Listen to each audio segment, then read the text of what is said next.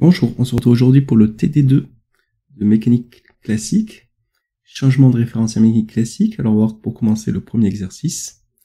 MC21, une grande roue de fête foraine de rayon R tourne à vitesse angulaire constante oméga autour d'un axe horizontal. R1 est la référence terrestre et R2 est la référentielle liée à la nacelle.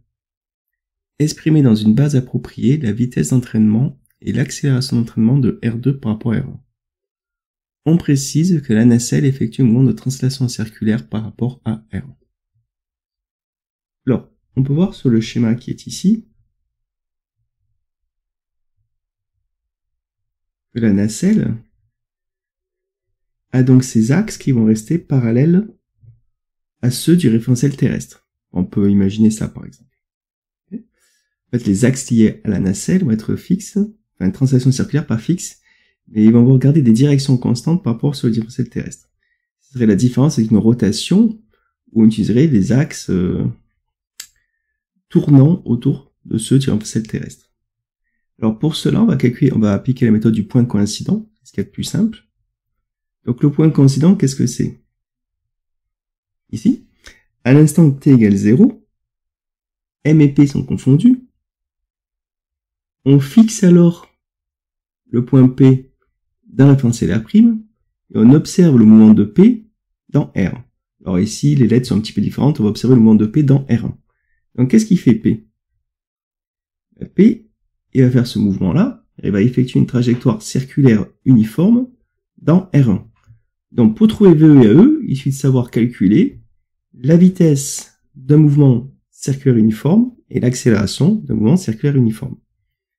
La vitesse, ça posera pas trop de soucis, c'est oméga RJ, J jouant ici le rôle un petit peu du vecteur Uθ des coordonnées cylindriques, et AE, ben là il y a plusieurs méthodes, c'est soit en norme V carré sur R ou R oméga 2, on va prendre la notation R oméga 2, l'accélération est centripète, donc dirigée sur moins I, c'est ça qu'ici on a moins oméga carré RI, et là donc oméga RJ.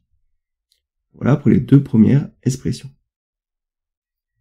Il y avait une deuxième partie dans cet exercice, cette fois on envisage une rotation, soit un plateau horizontal tournant avec une vitesse angulaire oméga, ou tournant axe vertical fixe, un manège par exemple, R1 est la référentielle terrestre et R2 la référentielle liée au plateau.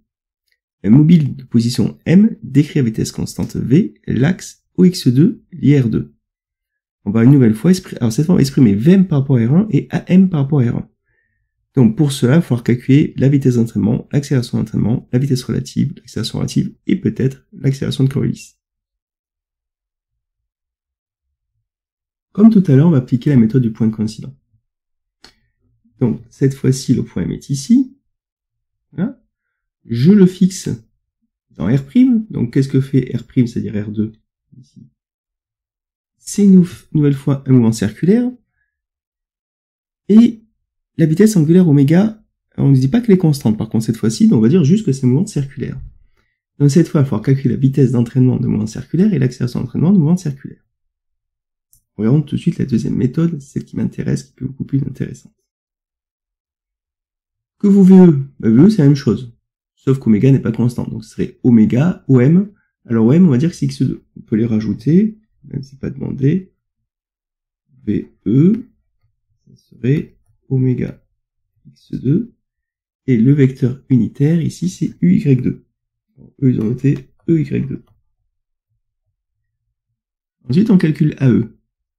Donc, la meilleure méthode, c'est prendre la formule des coordonnées cylindriques. Je vais la rappeler ici, j'ai un petit peu de place.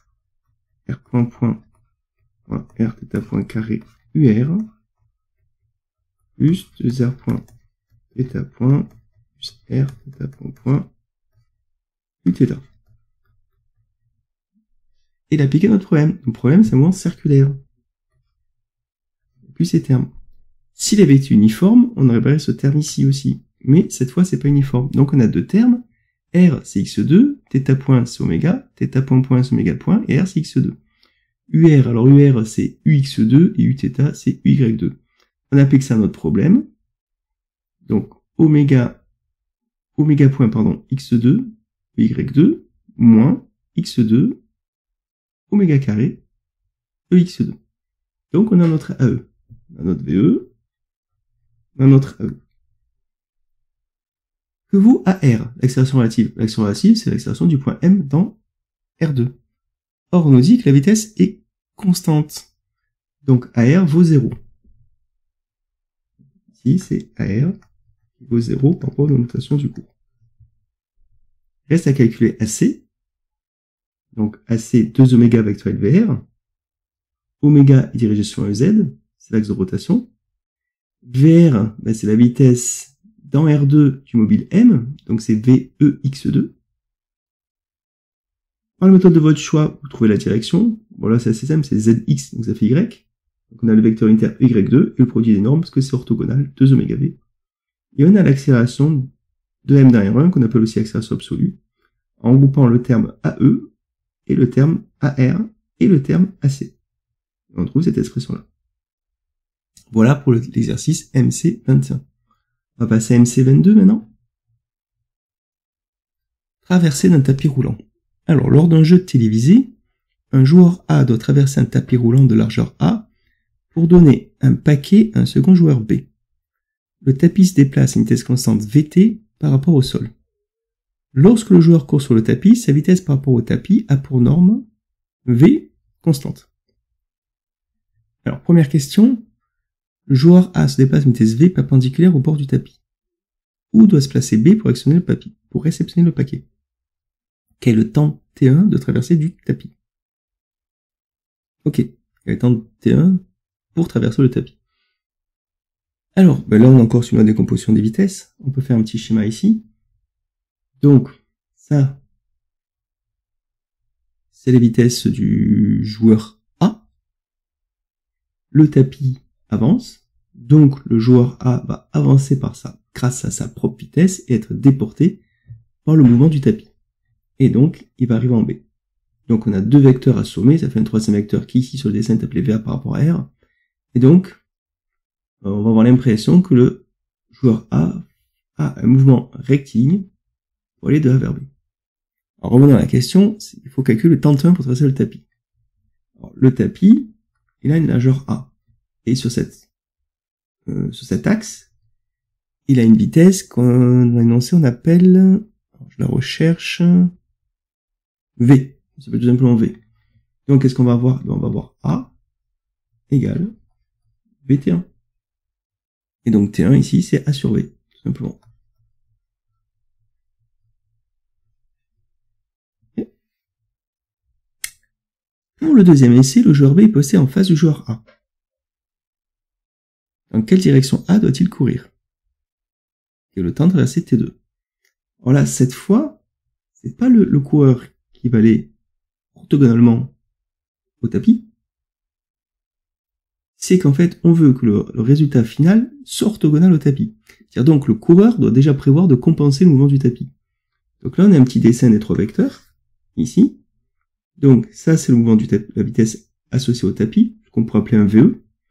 Ça, c'est la vitesse du coureur A, qu'on pourrait appeler un VR. Et donc, on va faire la somme des deux pour avoir la vitesse absolue. Ici. Donc, on remarque que si on veut que ça se réalise, il faut que la composante suivant x de la somme des deux vitesses soit nulle. C'est-à-dire qu'il faut que Vt plus, alors attention au signe, ici, moins, alors ça c'est donc, petite erreur, c'est un moins qui va sortir, moins V, sinus alpha, égale 0. Donc ça c'est la condition pour remplir ce que nous demande l'énoncé. Ils veulent qu'on recalcule la traversée T2 cette fois. Et bien, on a A ici, on va calculer la norme de la vitesse qu'on a ici par un Pythagore, par exemple, et A, on va l'appeler comment cette vitesse, un petit peu la correction, pour quand je la nomme, c'est celle-là, c'est V de A par rapport à R, mais c'est un peu long à écrire. On va l'appeler V, on va la mettre pareil, tant pis. V A par rapport à R fois T2. Et VA par rapport à R, on va retracer ça quelque part. Alors, on voit que ça fait ça, ça, et ça en fait.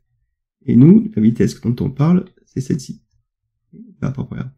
Donc on va dire que c'est l'hypoténuse au carré moins ce côté au carré.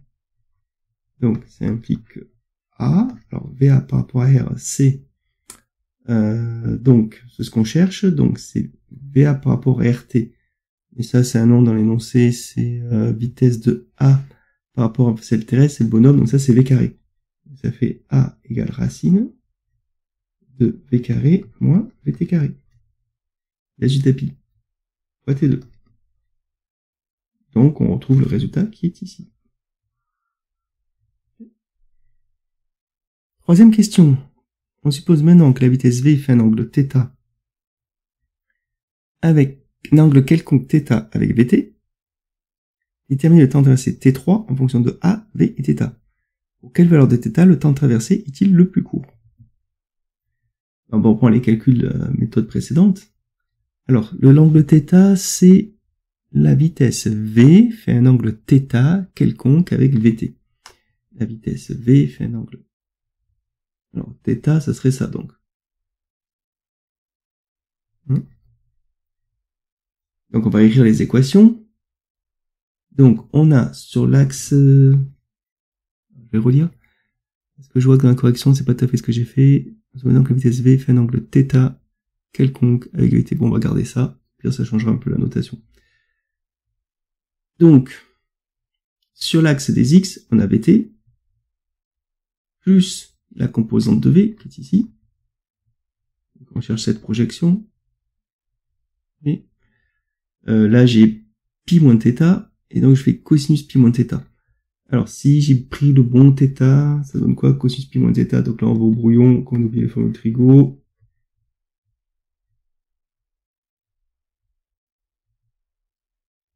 On va avoir donc effectivement un plus, que c'est cos pi moins θ, c'est moins cos θ, donc c'est vt plus v cos θ ux, et sur l'autre axe, ça fera v sinus θ uy. Donc cette fois, c'est sur y que ça nous intéresse, donc effectivement, on a t3 qui est égal à a sur v sinus θ, et donc pour quelle valeur t3 est minimale? C'est pour θ qui sera, c'est pour sinus θ qui sera maximal. Là, c'est pas très bien écrit, on va le réécrire, en fait, c'est ça. Voilà. Donc c'est pour sinus θ qui sera maximal, donc c'est 1, et donc c'est pour pi sur 2 par exemple. Donc on trouve en fait le cas du problème si θ vaut pi sur 2. On retrouve le cas numéro 1.